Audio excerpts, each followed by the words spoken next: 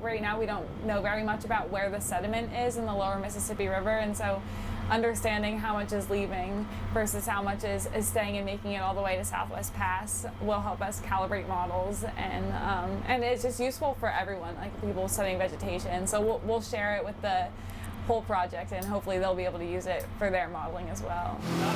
Basically, we go out onto the river and we make these transects and to find how much water is coming down the river, and then we send our big P6 200, it's a 200-pound isokinetic sediment sampler into the river at different depths, and we collect sediment samples, and we'll compare that to the river discharge to see how much sediment is in suspension, how much is staying in the river versus how much is leaving before we reach the end.